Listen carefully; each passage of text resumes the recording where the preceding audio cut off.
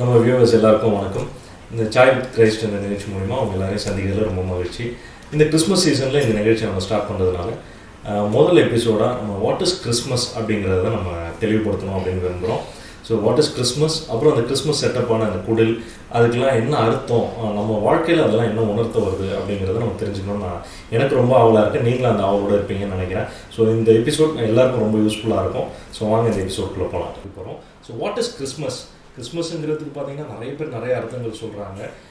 ஆனால் எனக்கு இருக்கக்கூடிய ஒரு ஆழ்ந்த சந்தேகம் என்னன்னு பார்த்தீங்கன்னா, இந்த குடில் வைப்பாங்க, அதுக்கும் நமக்கு நிறைய ஸ்டோரிஸ் தெரியும். பட் அதிலிருந்து நம்ம என்ன கற்றுக்கணும், நம்ம லைஃபுக்கு அதில் என்ன ஒரு சத்தியங்கள் இருக்குது அப்படிங்கிறத நமக்கு ஆழமாக சொல்கிறதுக்கு தான் இன்றைக்கி அக்கா வந்திருக்கிறாங்க. ஸோ அக்கா, வாட் இஸ் கிறிஸ்மஸ் அப்படிங்கிறத நீங்கள் ஃபஸ்ட்டு சொல்லுங்கள், அதுக்கப்புறம் அந்த குடிலுக்கான விஷயங்களுக்கு நம்ம வருவோம். Okay, thank you sir. அனைவருக்கு தெரிய வேண்டிய ஒரு கேள்வி, நல்ல கேள்வி கேட்டீங்க. கிறிஸ்மஸ் அப்படின்னு சொன்னாவே முதல்ல தெரிந்து கொள்ள வேண்டியது சர்வ வல்லமை உள்ள கடவுள், அதாவது அண்ட சராசரங்களையும் படைத்தவர் உங்களையும் என்னையும் படைத்தவர். அவர் நம்மிடத்தில் எதிர்பார்த்தது அவருடைய சாயல், அவருடைய ரூபத்தில் வாழணும். அதை நம்ம இழந்துட்டோம். அதுக்கு என்ன சொல்லலாம்னா, அதுக்கேற்ற விதமாக நம்ம வாழலை. அப்போ அவர் என்ன பண்ண, அவரே தன்னைத்தானே தாழ்த்தி அடிமையின் ரூபம் எடுத்து ஏழை குழந்தையாய் அவரே மனித அவதாரம் இருக்கிறார். சர்வ வல்லமையுள்ள தேவன் கடவுள். ஸோ அதுதான் கிறிஸ்மஸ். அவர் பிறப்பு ஒரு அதிசயம், அதனால அதை தான் நம்ம கிறிஸ்மஸாக கொண்டாடுறோம். ஸோ நீங்கள் பேசும்போது தாழ்மை அப்படிங்கிற ஒரு வார்த்தை சொன்னீங்க. ஸோ அதுக்கப்புறம் தான் எனக்குமே அந்த விஷயம் ஞாபகம் வருது. அதான் இருக்கிற இவ்வளோ இடங்களை விட்டுட்டு உலகத்தின் சர்வ வல்லவர் ஒரு மாட்டுக்குட்டையில் வந்து பிறக்கிறார் அப்படிங்கும்போது ஒரு அந்த தாழ்மையை நமக்கு எல்லாருக்கும் சொல்லிக் கொடுக்கணுங்கிறதுக்காக தான் அவர் அங்கே பிறந்திருப்பார். அதாவது சர்வ வல்லமை உள்ளவர்ன்றது எல்லாருக்கும் தெரிந்த ஒரு உண்மை. அவர் சர்வ வல்லவராய் ஏற்றுக்கொள்ளும். அந்த சர்வ வல்லவர் தாழ்மை உள்ளவராய் வந்தார்னா, அவர் மனிதர்களோட எல்லா மனிதர்களோடும் எல்லா நிலைகளிலும் இருக்கிற மனிதர்களோடும் தன்னை ஒப்புரவுப்படுத்தி தன்னை தாழ்த்தி என்ன பண்ணுறாரு, அந்த குடியில் வந்த பிறகு அப்போ நம்மோடு ஒருங்கிணைந்து சரிசமமாய் அந்த காரியத்தை நிறைவேற்றக்கூடிய தாழ்மையின் ரூபம் எடுக்கிறார். ஓகே, ரொம்ப நல்லா சொன்னீங்க. அதாவது கிறிஸ்மஸ்னால் என்ன, அவர் எதனால் அந்த மாட்டுக்குட்டையில் பிறந்தாருன்னு நம்ம சொல்லிட்டோம். இப்போ நான் ஏற்கனவே ஆடியன்ஸுக்கு சொன்ன மாதிரி மெயினாக அந்த குடிலில் நம்ம என்ன கற்றுக்குறோம், அதில் இருக்க நிறைய கேரக்டர்ஸ் பார்த்திங்கன்னா, நம்ம ஸ்டார்டிங் ஃப்ரம் ஜோசப் அண்ட் மேரி வருவோம். ஸோ அவங்களுடைய சூழ்நிலையில் பார்த்திங்கன்னா அவங்களுடைய மனநிலை எப்படி இருந்திருக்கும். ஏன்னா ஒரு கன்னிகை ஒரு குழந்தை பிறக்கிறாங்க. அதே வகையில் பார்த்திங்கன்னா ஜோசப் வந்து அவங்களை தள்ளிவிட பிளான் பண்ணுறாரு.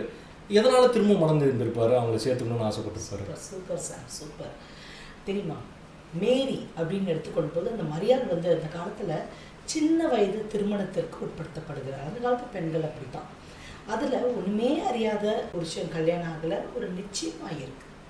அந்த இதில் ஒரு குழந்தை பிறக்குதுன்னு போது எந்த ஒரு பொம்பளை பிள்ளைக்கு ஒரு பயம் இருக்கும் இல்லையா, அந்த பயம்தான் ஐயோ அப்படின்றான். ஆனால் அந்த இடத்துல தேவன் சொல்கிறது, நீ கிருபை பெற்றவர், நீ நீ வந்துட்டு பாக்கியவதி, உன்கிட்ட பரிசுத்தமுள்ள குழந்தை பிறக்க போதும் அப்படிங்கிறாரு. அப்படி சொன்ன உடனே பயப்படாதுன்னு சொன்ன உடனே அவள் சின்ன பிள்ளைய ஒரு 15-16 வயசு பொம்பளை பிள்ளையாக இருந்தாலும் கூட மரியாளான அவங்க என்ன பண்ணுறாங்க, தன்னைத்தானே தாழ்த்தி ஆண்டவருக்கு நான் அடிமைன்றாங்க. ஸோ அந்த இடத்துல இயேசுவானவருடைய தாயை அவங்க பார்க்கும் பொழுது தன்னைத்தானே தாழ்த்தி ஆண்டவருடைய அந்த பாத்திரத்தை ஏற்றுக்கொள்கிறார்கள். இது நமக்கு ஒரு பாடம். எப்படிப்பட்ட சூழ்நிலையில் எதற்கு கர்த்தர்களை அழைத்தாலும் தாழ்மையாக ஏற்றுக்கொள்ள வேண்டும். ஸோ அந்த தாழ்மையை நம்ம ஏற்றுக்கொள்ளும் பொழுது உயர்ந்த இடத்துல வைப்பாங்கன்றதுக்கு மேரி ஒரு பெரிய எக்ஸாம்பிள். எல்லா இடங்களும் மரியாதை பற்றி பேசாமல் நம்ம ஆண்டவரை பற்றி பேசவே முடியாது. ஒருவேளை அன்னைக்கு அவங்க அதை அக்செப்ட் பண்ணாமல் இருந்தாங்கன்னா வேற ஒரு பாத்திரத்தை தேடி போய் கண்டிப்பா இவங்களுக்கு அந்த ஆசீர்வாதம் படித்ததுனால அந்த பாத்திரம் அவர்களுக்கு கொடுக்கப்படும். இப்போ ஜோசப்போட மனநிலை என்ன, அது சொல்ல முடியாது. தெரியுமா, யூத பாரம்பரியத்தில் பெண் பிள்ளைகள் இந்த மாதிரி முன்னாலே கர்ப்பம் தரிச்சிட்டாங்கன்னு சொன்னால் சமுதாயத்தை விட்டு விலக்கி வச்சிருவாங்க, கல்லிருந்து கொண்டுடுவாங்க.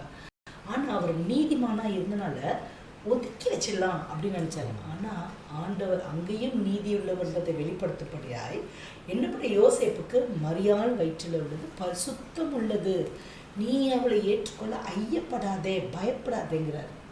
அப்போ உடனே அவர் என்ன பண்ண, அந்த இடத்துல தானே மரியாதை தன்னிடமாய் சேர்த்து கொள்கிறார்.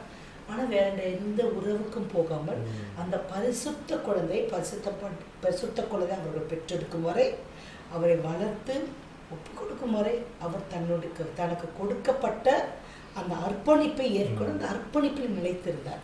ஸோ இன்னைக்கு உங்களுக்கும் எனக்கும் அழைக்கப்பட்ட இயேசு கிறிஸ்து ஒரு அர்ப்பணிப்பை நமக்கு இந்த குடில் மூலமாய் நமக்கு அந்த கீழ்ப்படுதல் மட்டும் இல்லாமல் அந்த கமிட்மெண்ட், அந்த அர்ப்பணிப்புனால தான் அவரும் என்ன அர்ப்பணிப்புக்கு நம்மளை அழைக்கிறார் என்பதை நம்ம முதலாவது இதில் அவங்களுடைய வாழ்க்கையிலேருந்து நம்ம தெரிஞ்சுக்கொள்ளணும் கண்டிப்பாக.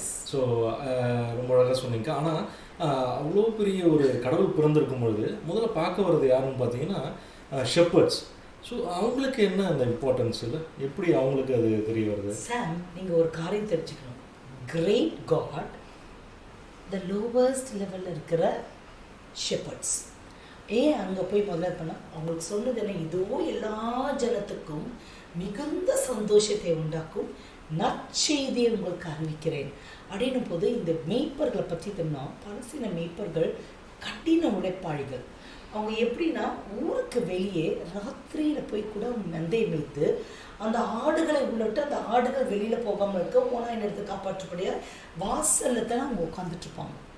அப்படிப்பட்ட புறக்கணிக்கப்பட்ட ஒதுக்கப்பட்ட கடினமாய் உழைக்கிற அந்த மெய்ப்பர்களுக்கு ஒரு இது, நான் இருக்கிறேன் உனக்காக இந்த இடத்துல வந்திருக்கேன் ஒட்டுக்கிறேன் அப்படின்னு நினச்சி பாருங்களேன். நீங்களே நான் சொல்லுவேன், ஒதுக்கப்படுகிறவர்கள் கஷ்டப்படுகிறவர்களுக்கு உனக்காகவே நான் வந்திருக்கிறேன். மரியாள் கிட்ட இருந்து நம்ம தாழ்மையாக இருக்க கற்றுக்கொண்டு யோசிப்புக்கிட்ட அர்ப்பணிப்பு மேய்ப்பர்களை காக்கும் பொழுது கடினமாய் உழைக்கப்படுவது புறக்கணிக்கப்பட்ட நமக்கு உயர்வை கொடுக்கப்படே ப்ராமிஸ் கொடுத்துருக்காரு. ஸோ ஒரு பக்கத்தில் பார்த்தோன்னா இந்த மேய்ப்பர்கள், இன்னொரு பக்கம் பார்த்தோன்னா பெரிய பெரிய ராஜாக்கள் அவரை தேடி வராங்க. அதே மாதிரி அந்த நம்ம அந்த குடில் செட்டப் வைக்கும்போது பார்த்தீங்கன்னா எல்லாரையும் ஒன்றா வைப்போம். ஸோ அந்த மேய்ப்பர்கள் வந்த போதே அந்த ராஜாக்களும் வந்திருப்பாங்களா தேடி, அது எந்த அளவுக்கு சாத்தியம்? உங்களுக்கு தெரியுமா, ஆதி காலத்தில் நம்ம பெற்றோர்கள் வந்துட்டு ஒரு குடின்ற அமைப்பை கொண்டு வந்தது, அந்த இடத்துல ராஜாக்களையும் வச்சுட்டாங்க. ஆனால் சரித்திரம் சொல்லுகிறதுன்னா ராஜாக்கள் தேடி வரும் போதைக்கு இவர் வந்து ஒரு 2 வயசு பிள்ளையா ஆயிட்டதாக தான் சொல்கிறாங்க. சார் உங்களுக்கு ஒன்று தெரியுமா, மெய்ப்பர்களுக்கு தூதர்கள் போய் இதோ மிகுந்த சந்தோஷத்தை உண்டாக்கும் நற்செய்தி அறிவிக்கிறேன், பெத்லகேம் ஊரில் பிறந்திருக்காங்க, நீங்கள் போங்கன்னு சார். ஆனால் இந்த ராஜாக்களுக்கு நட்சத்திரங்களை பார்த்து கண்டுபிடிக்கிறவர்கள் சர்வ ஞானிகள் எல்லாம். ஆனால் அவங்க தேடி வரும்படியாக 2 வருஷம் ஆச்சு. அவங்க தேடி வந்து ஆண்டவர் இடத்துல அவங்க வந்து நிற்கும் பொழுது நினச்சி பாருங்களேன். அதான், ஆனால் அவர்கள் வந்து இவர்களை பணிந்து கொள்ளும்படியாக ஏற்பட, அதான் கர்த்தர் யாரை எப்படியாக பார்க்குறாங்க, உயர்ந்தவனாக இருந்தாலும் தாழ்ந்தவனாக இருந்தாலும் எவனை யாரை எந்த இடத்துல வைத்து எப்படி நடத்தணுமோ அந்த இடத்துல நடத்துகிறார். ஆனால் இந்த ஞானிகளும் தாங்கள் ஞானிகளாக இருந்தாலும் அவர் சர்வ வல்லவர் தான் குழந்தையாய் பிறந்திருக்கிறார். அந்த உண்மை இந்த மெய்ப்பர்களால் புரிந்து கொள்ள முடியாது. புரிந்து கொண்ட ஞானிகள் அவரை வந்து பணிந்து ஒரு விஷயம் தெரியுமா சார், உங்களை வழி நடத்தினது ஒரு நட்சத்திரம். அமேசிங். ஸோ நட்சத்திரம் ஒரு மேஜர் ரோல் ப்ளே பண்ணுது. அந்த நட்சத்திரம் என்ன சொல்றது தெரியுமா, ஞானிகளை அந்த குடியில் இருக்கிற அந்த ஏழை இயேசு கிறிஸ்து கிட்ட வழிநடத்தி செல்லும். அது என்ன சொல்றது, அது என்ன கம்யூனிகேஷன், வழி நடத்துது. இன்னைக்கு நீங்களும் நானும் குடியில் பற்றி பேசியிருக்கோம், மரியாதை பற்றி பேசியிருக்கோம், யோசேப்பை பற்றி பேசியிருக்கோம், ராஜாக்களை பற்றி பேசியிருக்கோம், மேய்ப்பர்களை பற்றி பேசியிருக்கோம். இன்னைக்கு உங்களுக்கும் எனக்கும் கர்த்தர் கொடுக்கறதுன்னா மற்றவர்களை ஆண்டவரிடத்தில் கம்யூனிகேட் வழி நடத்துறதுக்கு உங்களுக்கு உண்மையாக இருக்கிறார். பெரிய உண்மை இந்த குடியில் நமக்கு கற்றுக் கண்டிப்பாக ரொம்ப அழகாக சொன்னீங்க. அதாவது சிறியவர்களுக்கும் சரி ரொம்ப பெரியவர்களுக்கும் சரி கர்த்தர் ஒருவர் தான் அப்படிங்கிறத நீங்கள் ரொம்ப அழகாக எங்களுக்கு எக்ஸ்பிளைன் பண்ணீங்க. ஒரு அந்த ஏரோது ராஜா விட அதனால தான் அந்த 3 வயதுக்கு உட்பட்ட ஆண் குழந்தைகளை கொல்லணும் அப்படின்னு சொன்னாங்க. ஸோ அந்த டவுட் இருந்ததுனால தான் நான் இதை கேட்டிருந்தேன். அநேகருக்கு இந்த கேள்வி இருந்திருக்கும். 2 வயசுக்கு உட்பட்ட ஆண் பிள்ளைகளை ஏரோது கொள்ளும்படியாக கட்டளையிட்டார்.